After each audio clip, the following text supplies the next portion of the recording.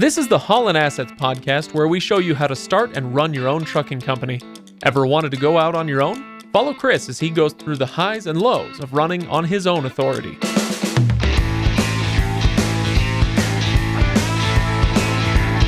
Welcome, everybody. Welcome to the Haulin Assets podcast, episode number 168. We are here to talk October 2024 financials. I am Craig, and over there he is Chris. How's it going, Chris? Craig? Hey, I beat you. Happy first. almost Thanksgiving. Well, I guess. Tomorrow. Thanksgiving is upon us. What does that mean for us? It means that we keep podcasting and you guys keep trucking. Yeah. Some of our listeners will be driving over Thanksgiving. You know, about half of the Haulin Assets drivers are on the road. About half of them are at home. And, it makes me super grateful for the sacrifices our audience makes to make sure that the vast majority of Americans can have a good family meal together and enjoy each other's company and have a roof over their heads. All of us have a lot to be thankful for, and a lot of it, like there's almost nothing that doesn't get touched by our audience. Yeah, it's something that I think about now that I hadn't a few years ago, whether it's COVID or holidays or whatnot. So I echo that. I'm really grateful for the people who do what our listeners do. I thought you were going to say the sacrifices they make to make sure that we continue to have an audience. That too, it is a big sacrifice. You know what I mean? Right? Yeah. It's listen to this boring Chris podcast all the time. Yeah, absolutely. Grateful for our audience as listeners and truck drivers. Well, Chris, I am going to remind that audience to go to HaulinAssetsLLC.com for the full show notes and go to MotorCarrierHQ.com for the tips, the tools, and the people to help you make the leap from employee driver to owner-operator and beyond. Yeah, I feel like I'm in a movie when I say that. Yeah. But MotorCarrierHQ.com. Any other reminders that I'm missing? I think that just about covers it. Yeah. Haulin Assets Academy. Make sure you check that out, right? We're going to have a couple new modules coming out here in the next, don't know exactly. I recorded the video for it last week. Do you want to preview the topics involved here? One of them is on marketing. And so how to market yourself as a business. Super important. A lot of good stuff, including how to build a website. And then the other one is on hiring. Ooh, one of your favorite topics. Probably if you're trying to grow your business, or even if you just have one truck and you need to hire somebody, it's super important. Nothing much. There's not much more important than getting that piece of your business right. Right. Okay. All right. Well, that's coming up. You say sometime in the next few months. Then we'll keep people posted. Probably in the next few weeks. Wow. Hopefully, the next couple weeks. Okay. So stay tuned then. All right. Like I said, we are talking October financials. Chris, I did what I often do and snuck a little peek. But this time I snuck a little more of a peek than I usually do. I actually kind of dived into the numbers here. And I'm interested to get to what I saw as some of the highlights. But why don't we start where we usually do, which is the kind of high-level overview. You want to set us up with these numbers and what we're going to be talking about? Yeah. So obviously talking about the revenue and total miles run, and it's kind of weird because in some things from last month were a little high and other things were lower. It's kind of weird. Yeah. In more than just the normal kind of ups and downs, month in, month out stuff. Yeah. Okay. All right. Well, I guess we'll get to some of that. I know that revenue is not what we were hoping to see last month, a bit of a drop there.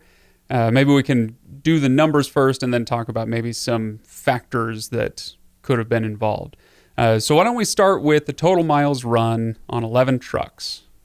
So 11 trucks, 119,607 miles, which is one of the things we were up in from last month. More miles ran. Okay. All the trucks were running for the most part the entire month. That's if I'm doing watch me do live math, Chris. That's 10,000 and 700 or 800 miles per truck. Yeah. I'm thinking somewhere in there. So it seems pretty good. Coming up on 11,000 per truck. So that's nice. Deadhead miles was how much? 8,542, which is 7.1%. So not great, not terrible. Yeah. Kind of right in the middle. As I recall, anything between 5 and about 7.5% you see as fine. Yeah. We're not trying to make any huge adjustments until it gets above that, say 7.5%, right? Correct. Okay. All right. So that gives us total revenue. You know what? Do we want to do the rate per mile first? Because it throws me off every time. No, we'll do it the way we'll do it the way we've always done it, Chris. We can mix things up if that would make you happy. No. Okay. We'll do it the way we've always done it. Right. Total revenue, Chris, is what? $233,877.39. Okay. So it's a little bit more than last month by about $6,000, but based on the number of miles we had, should have been quite a bit more. higher than that. Which means that the rate per mile must have suffered, right? It did. Okay, Yep. so what are we sitting at for that? So the rate per mile was $1.96. $1.96. And Yep.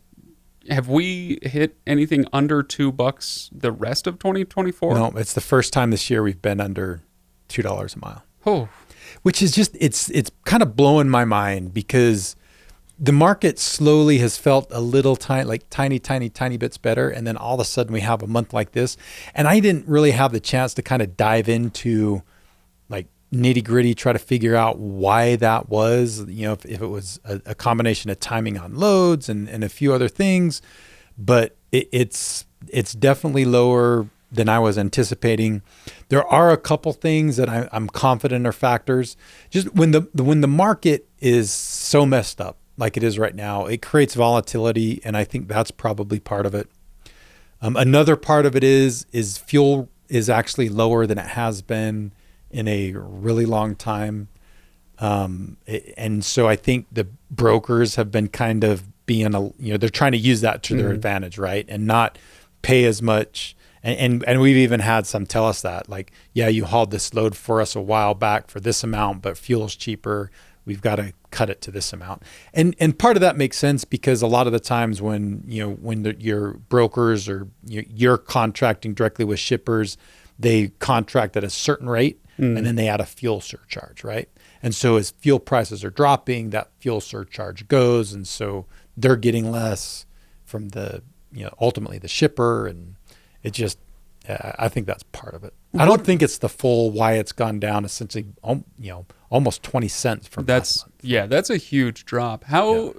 What sort of effect do you see in the loads you're doing for brokers versus your direct loads?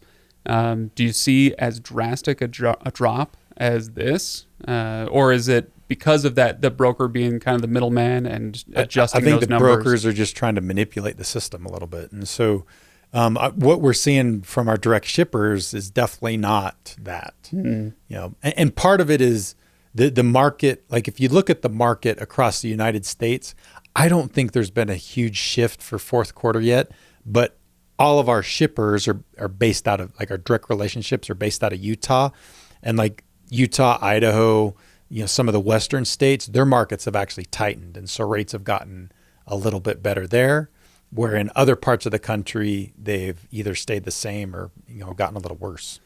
Interesting. Yeah. Okay. Well, I wonder, is that just seasonality or who knows?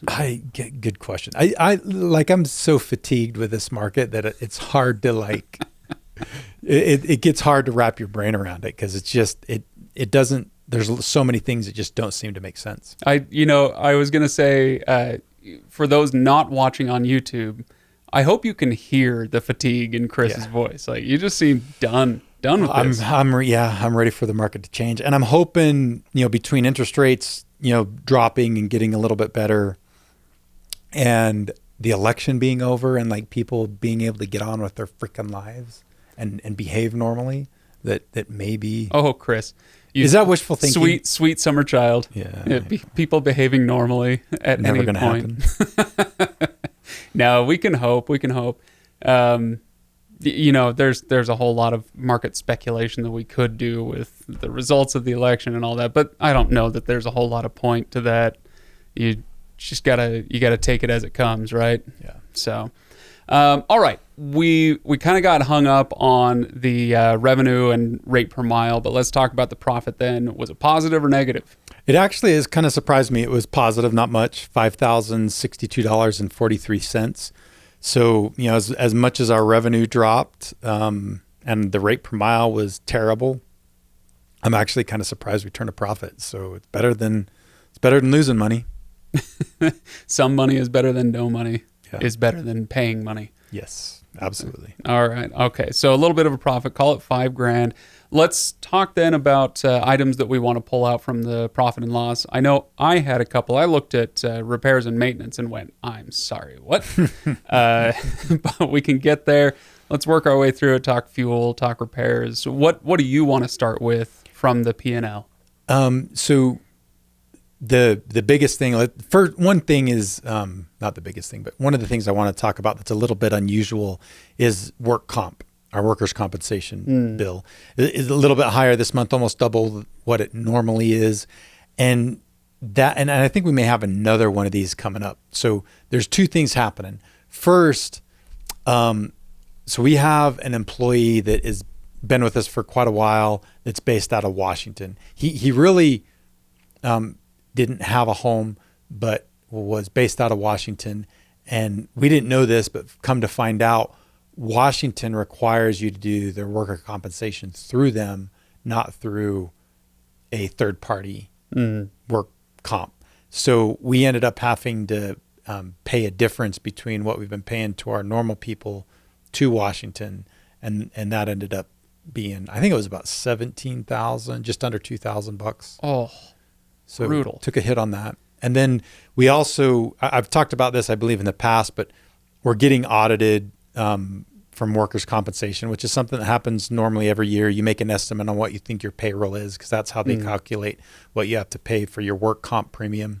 And then they audit that and see if you estimated too low or too high, and you either pay more money or get more money back. I think we're going to end up paying a little bit more, but probably not too much more for that audit. Hopefully not another 17 grand. Not 17 grand, 1,700. Did I say 17 you grand? Said I think it was 17. Yeah, okay. So 1,700. So yeah, not that bad. Okay. Well, you had me worried there, Chris. Okay, good. Can we talk about maintenance and repairs? And whether the number I'm seeing is normal or if it's higher than I should expect. So I don't know if you recall, I think it was the last P&L we talked a little bit about this. Yeah. Because I've been saying like it hits 20,000. I've been saying that seems a little high. It's the aging fleet and all that stuff, right? So I, kind of looking back at it, I think 20,000 is probably our kind of new normal between the two. And this time it was 25. So a little bit higher than kind of that new normal. Yeah. So is that a result then of the aging fleet issues that we were talking about before? Yeah. And you think about it, we kind of bought quite a few trucks, fairly evenly out over, 2 to 3 years ago. And, a lot of those trucks, their tires are coming due kind of all at once. And so a lot of that's not too, I mean, there are some repair type things, but a lot of it's, like tires and brakes and, those normal wear and tear items. Okay. So that's not necessarily because the trucks are old. It's just because of the number of miles that they're doing. Yep. Let me ask you this. If you decided, hey, we need to update our fleet so that we can bring down these monthly costs, Haulin Assets would Haulin Assets be able to do that? How much of a financial lift is it? If you've got, say, 10, 11 trucks, and you're going, hey, we need to update half of these, sell them off, get new ones. Is that like, are we talking a 6-figure, let alone a 7-figure investment here? Yeah, I mean, each truck and trailer, you're probably going to be, and we probably wouldn't need to do the trailers at this point, but if we were to do anything, it'd be the trucks. So you're talking $170,000 to $200,000 per truck. Right. And that's, of course, you're taking on debt for that. You're not paying out cash for it. But how, maybe we can do an episode at some point, because I have questions about where Haulin Assets is at with the trucks and how you strategize. Hey, we've paid off the loan, or we haven't. We've gotten to a certain point. We can now consider selling the truck and replacing it, or, how you strategize replacements. I think that would be an interesting topic to get into. Okay, so I guess I'll leave that one and my questions for now. But let's talk about fuel. So you said fuel costs are coming down, and so I would expect that would be true of fuel as a percentage of revenue as well. But when I looked at it, it looked pretty high. I wouldn't say pretty high, higher than it was last month. Right. Even though fuel prices have gone down, but because our revenue has also gone down, disproportionate to how much our fuel's gone down, it's actually the percentage towards revenue has gone up. So 20, not much, 2%, I think. It was 29.2% this month. Okay. All right. So a little bit. So the gross cost, the actual cost of the fuel has gone down, but compared to a percentage of our revenue, it's gone up just a little bit. Okay. All right. So anything else from the numbers that you want to pull out, or things that have been happening on the road that you want to update people on this month? That's it. Wintertime. Get ready for winter. It's coming. I mean, we've already had a few little shutdowns and things we've had to deal with because of winter, but as we're recording this, it's snowing outside the studio. So it is. It's actually snowing pretty hard. So chain your tires, be safe. Don't be an idiot out there. It's better to survive than get there fast. You know what the nice thing about the snow is? What? We don't hear the Air Force. Oh, that's they don't come out in this kind of weather. No jets. I suppose that's true. Now that I think about it, I have not heard them all day today. And, hey, you can't fly in the rain. Yeah, that cloud ceiling's too low. Chris, that we have some Air Force vets who listen to us and who hopefully no pilots, because they probably complain about the pilots too. Sure, I guess that's probably true. You got some mechanics who hated those hot shots up there, right? Yeah. So anyway, no, we love you, Air Force, except when you fly right over the studio, I suppose. But you've got nothing on Army reservists. Nothing. Right? Of course. All right, Chris, I'll see you next week. See you then.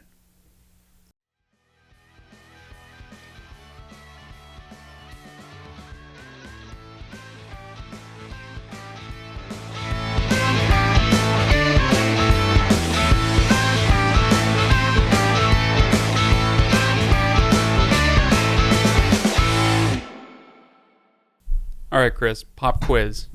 It's wintertime, and you got to drive through something. Assuming you're not flying a jet through the snow, right? But you look out the window right now, you see it's snowing. You're like, gosh, I'm glad I'm not behind the wheel right now.